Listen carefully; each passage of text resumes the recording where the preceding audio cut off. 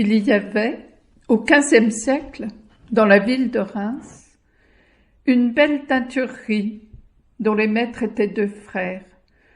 Oh, ils étaient riches, bien considérés dans leur pays, mais ils ont eu l'ambition de s'établir à Paris. Ils n'en avaient rien dit à la teinturerie, mais ce qu'on veut cacher se sait toujours. La rumeur courait dans les ateliers que bientôt les maîtres quitteraient Reims pour Paris, que là-bas, ils auraient une nouvelle teinturerie au bord d'une rivière qu'on appelait la Bièvre, et qu'ils emmèneraient avec eux certains ouvriers de Reims. Quand il avait entendu ça, Jeannot, il avait pensé que c'était la chance de sa vie. Jeannot, c'était l'un de ceux qui touillaient les bandes de toile ou de laine dans les grands chaudrons bouillants où se faisaient les couleurs. Il avait 12 ans, mais ça faisait déjà 5 ans qu'il travaillait. Et il n'avait pas appris le secret des couleurs. Ce secret, c'était celui des maîtres teinturiers. Lui, il ne le connaîtrait jamais. Et Jeannot, ça lui faisait gros cœur, parce qu'il avait le goût d'apprendre. Il en rêvait éveillé. Il y pensait en dormant. Alors quand il a entendu dire que les maîtres emmèneraient des ouvriers à Paris, là où même les gens de peu comme lui savaient lire et écrire, Jeannot, il était sûr de ça. Alors, il a tenté le tout pour le tout. Quand l'aîné des patrons est venu à la teinturerie inspecter le travail, il a quitté son chaudron, il a couru vers lui, il s'est jeté à ses pieds et il l'a supplié de l'emmener à Paris avec les ouvriers qu'il choisirait. Ah, le maître, il a failli en tomber à la renverse. Ah ben maintenant, c'était les ouvriers qui allaient dicter au maître ce qu'il devait faire. Il s'est mis à hurler « Hors de ma vue, allez disparaître !» Jeannot l'a regardé droit dans les yeux. Il l'a salué et il a filé. Où? De quel côté? Personne ne l'a vu, personne ne l'a su. Il a obéi au maître, il a disparu. Oh, à la teinturerie, ça a fait un peu de tapage, on l'a cherché partout, mais personne ne l'a trouvé. On a fini par l'oublier. Il faut dire que les maîtres, ils étaient très occupés par leur installation à Paris. Dans la bâtisse qu'ils avaient achetée au bord de la Bièvre, une vraiment belle affaire, ils l'avaient eue pour presque rien. Tout le matériel était en place, les chaudrons, les fours, les séchoirs. Ils avaient même engagé un maître coloriste, parce qu'à Paris, la concurrence est rude. Il fallait que tout de suite leur affaire commence de la bonne façon. Le contrat était sur le point d'être signé. L'artiste avait accepté leurs conditions. Mais quand il lui avait dit où il devait travailler et habiter, il s'était brutalement dédit. « Non, cette maison, elle ne me plaît pas, je n'aime pas le quartier. » Alors les deux frères ont pensé qu'il fallait ajouter quelque chose. Ils ont proposé des avantages en nature, 2 pièces de drap fin chaque année et un petit fût de notre vin de Reims. Mais il n'y a rien eu à faire. Bon, personne ne refuse un emploi parce que le quartier ne lui plaît pas. Il y avait quelque chose là-dessous. Alors ils se sont renseignés de ci, de là. On leur a dit que c'était une bonne vieille maison. Oui, les murs sont solides, la toiture tient. Mais on vous la vend toute habitée. Habitée? Mais non, elle est vide. Oui, le jour. Mais la nuit, elle est hantée par des gobelins. Des gobelins? Ben oui, des lutins, des farfadets, appelez-les comme vous voulez. Bon, c'est peut-être pas le diable, mais c'est de la même famille. Ce sont des esprits malins. C'est pour ça qu'ils avaient eu la maison pour presque rien. Oh, les deux frères, ils étaient dans tous leurs états. Ben, l'aîné voulait faire venir des ouvriers de Reims. Ce sont nos gens, ils logeront où nous le déciderons, que la maison soit hantée par des esprits malins ou pas. Mais le cadet n'était pas d'accord. Si le diable s'en mêlait, si le travail ne marchait pas, On aurait démoli l'affaire de Reims sans bâtir celle de Paris. Non, il valait mieux prendre des ouvriers à la journée et voir venir. Si les Gobelins ne mettaient pas des bâtons dans les roues, si l'affaire marchait, il serait toujours temps de faire venir des ouvriers de Reims. Alors les deux frères sont tombés d'accord là-dessus. Mais une teinturerie, même hantée par des Gobelins, elle ne se laisse pas vide la nuit. Il fallait trouver un gardien. Et juste à ce moment-là, un vieil homme est venu leur demander du travail. Il s'appelait Arnaud. Oh, il avait été un fameux maître coloriste. Mais l'âge venant, ses yeux s'étaient mis à lui jouer des tours. Il lui était arrivé de confondre les couleurs. Alors il ne trouvait plus d'embauche. Les deux frères ont tout de suite pensé « En voilà un qui acceptera n'importe quoi ». Alors ils lui ont proposé d'être le gardien de leur teinturerie sans rien lui cacher, des esprits malins. Ils lui offraient le gîte et le couvert. Le diable, Arnaud, il l'avait tiré par la queue toute sa vie, alors il ne lui faisait pas peur. Le soir même, il s'installait dans la teinturerie. Les patrons lui avaient montré son logis, un cagibi sous l'escalier, contre le mur du séchoir, une paillasse, un tabouret à 3 pieds, une miche de pain noir et une cruche d'eau, le coucher, le boire et le manger. Puis les maîtres étaient partis très vite, parce que la nuit tombait, et que eux, les Gobelins, ils en avaient peur. Arnaud avait visité toute la maison, de la cave au grenier. Tant qu'à être gardien, autant le faire en conscience. Puis il était sorti sur le pas de la porte. La lune jouait à cache-cache avec les nuages. L'eau était noire, les maisons noires sans une lumière. Le silence. On entendait juste les clapotements légers de l'eau, et au loin, on aurait dit une grande bête qui ronronnait doucement. C'était Paris qui dormait. Arnaud s'est assoupi lui aussi, et tout à coup, dans son demi-sommeil, il a entendu comme un grattement ou un gémissement. C'était tout proche, dans la maison. Sans bruit, il s'est faufilé à l'intérieur. Il y avait quelqu'un dans son cagibi. Il a vu briller 2 yeux verts tirant sur le jaune. Un rayon de lune s'est glissé dans la porte ouverte, et Arnaud a vu son voleur. Il y avait un petit bonhomme assis sur sa paillasse qui mordait à pleines dents dans sa miche de pain. Alors ça, un Gobelin, un farfadet qui s'amuse à chipper le pain du pauvre monde, ça c'est un peu fort quand même. Veux-tu bien lâcher mon pain, sale graine de diable ? Le petit bonhomme est devenu tout pâle. Oh, il a lâché le pain, mais on voyait bien que c'était à regret. Arnaud s'est senti tout bête. Effaroucher un gamin, c'était pas chose à faire. Bon, c'est bien, allez, reprends-le, ton quignon. C'est pas la peine de trembler comme ça. Le petit bonhomme a tendu la main, timidement, puis s'est jeté sur la croûte à s'en étrangler. Le vieux a poussé la cruche d'eau vers lui. Le pain avalé, le petit bonhomme a bu un grand coup et il a poussé un soupir d'aise. Arnaud l'a regardé. Chez les bonnes gens, on remercie son hôte, mais sans doute que la politesse c'est inconnu chez les farfadets. Le gamin a baissé le nez. Merci. Merci qui, mon chien ? Merci, grand-père.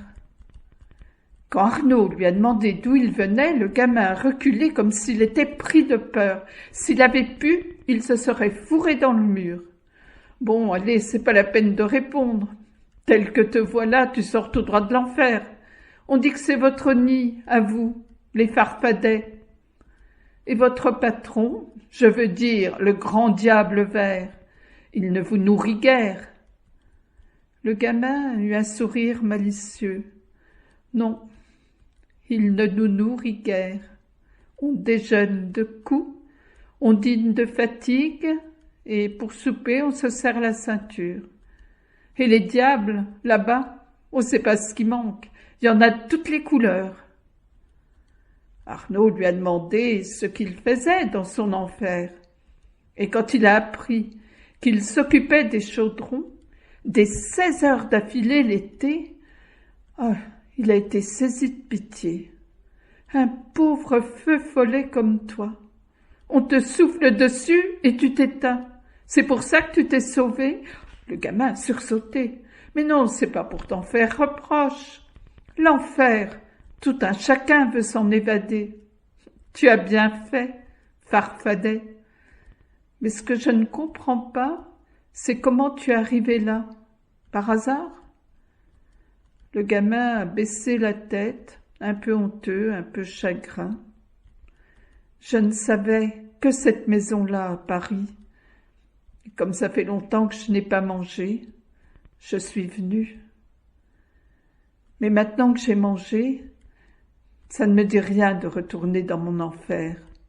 Ah bon? Alors qu'est-ce qui te dit à cette heure, gobelin? Qu'est-ce que tu veux faire?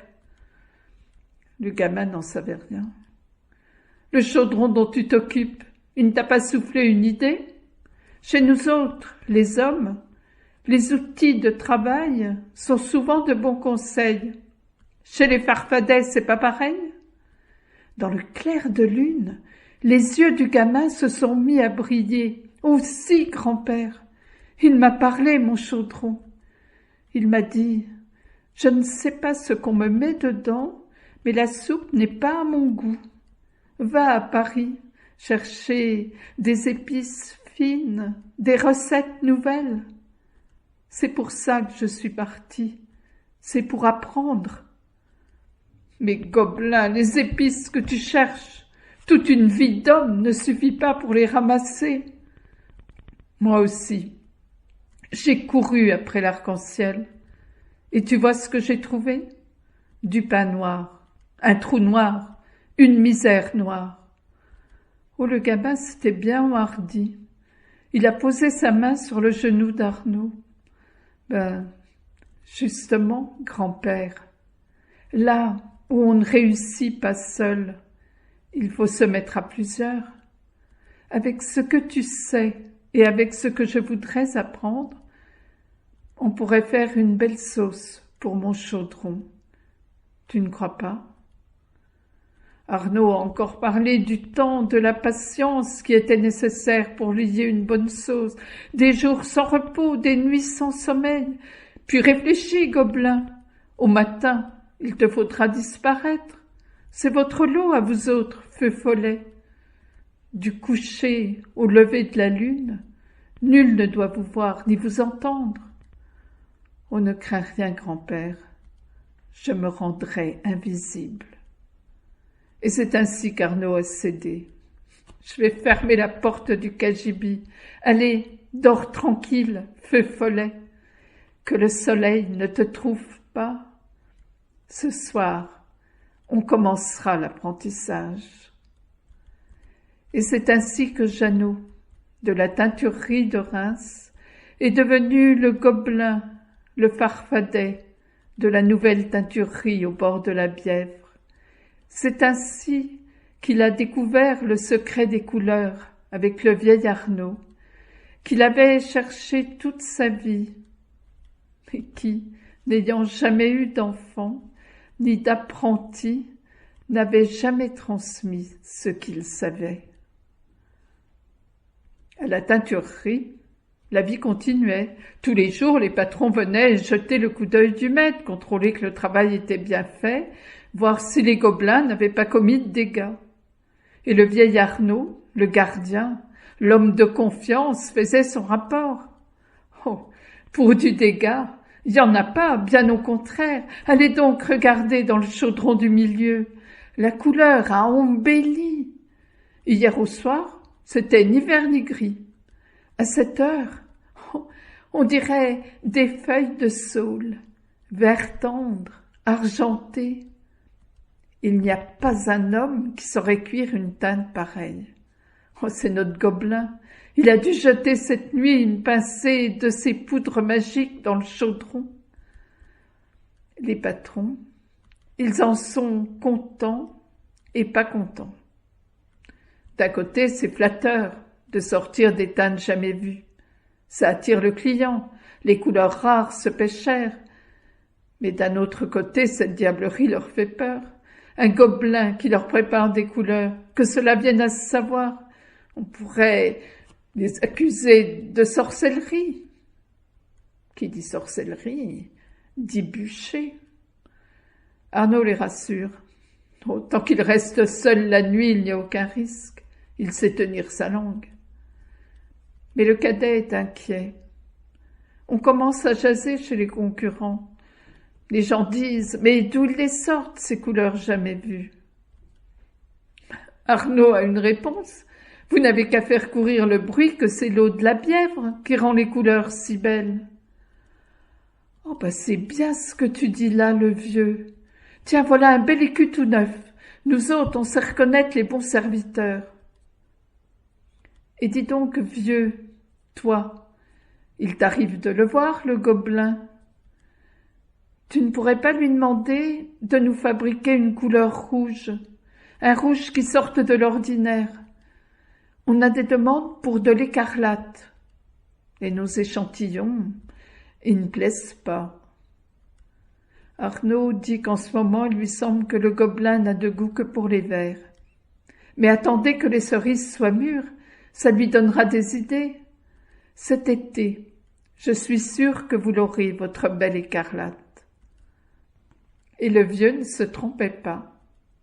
À la mi-août, dans la cuve où cuisait la couleur rouge, un matin, un bel écarlate est venu. Oh, une vraie cerise mûre, éclatante, vermeille. Arnaud faisait semblant d'être ébahi. À ce gobelin, il est encore plus fort que je ne pensais. Un si bel écarlate, que tous les gens de cour ont voulu avoir des habits de cette couleur. Le roi de France, lui-même. Pensez si les patrons en ont tiré profit et honneur. Oh, tout allait bien pour eux. Ils ne craignaient plus d'être accusés de sorcellerie. L'histoire de l'eau de la Bièvre avait fait son chemin. C'était même écrit dans les livres. C'est à ce moment-là qu'Arnaud a fait naître en eux une autre crainte. Il lui semblait que le Farfadet n'avait plus le même cœur à l'ouvrage. Oh, il aurait envie de changer de maison, que ça l'étonnerait pas. Après tout, qu'il s'en aille, on sera plus tranquille, pas vrai? Mais la seule pensée que leur Farfadet pourrait filer chez un concurrent, mais ça rendait les patrons malades. Arnaud, dis-nous comment l'attacher à tout jamais à notre maison. Arnaud réfléchissait. Notre gobelin, depuis le temps qu'il travaille pour nous, personne ne l'a remercié. Peut-être que ça l'a découragé. Je crois qu'un brevet de maîtrise, ça lui ferait plaisir. Ça lui montrerait en quelle estime on le tient. Mais tu es fou, le vieux. Un brevet de maîtrise, un esprit malin. Qu'est-ce que les gens diraient? Les gens, ils n'en sauraient rien. Vous faites faire un brevet de maîtrise au nom de Gobelin, avec un G majuscule, comme un nom d'homme. On peut ajouter un prénom, Jehan. Tiens, ça sonne bien, Jehan Gobelin. Non, je crois que notre Gobelin, il serait vraiment sensible. Ah oui, et si on demande à le voir, ce fameux maître coloriste, qu'est-ce qu'on répondra? Attendez la pleine lune, il va arriver à cheval sur un rayon. Là encore, Arnaud avait une réponse. Il avait un petit-neveu du côté de Chaillot qui justement s'appelait Jehan et qui s'intéressait à la couleur. Il pourrait le faire venir. Il y a des gens qui servent de prête-nom. Lui, son petit-neveu, il serait le visage du gobelin. Les patrons, ils ont hésité longtemps. Mais ils étaient si inquiets qu'ils ont fini par accepter. Au moins, le vieux, tu nous garantis qu'après cela, notre gobelin ne quittera plus jamais notre maison. Le garantir, le vieux ne le pouvait pas. Vous savez bien que les Farfadets, ils n'en font qu'à leur tête. Mais oui, il pensait qu'il resterait. Là encore, le vieux ne se trompait pas. Jehan Gobelin est resté dans cette maison. Il lui a même plus tard donné son nom. La manufacture des Gobelins est connue aujourd'hui dans le monde entier. En plus de la finesse du travail, ce que ces tapisseries ont d'extraordinaire, ce sont leurs couleurs, fraîches, éclatantes, que le temps ne ternit pas.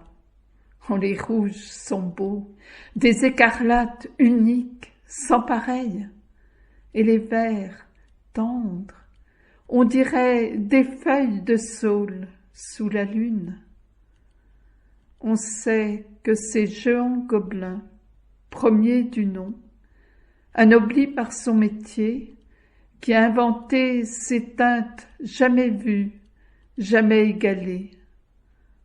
Comment il les a cherchées, trouvées, avec qui?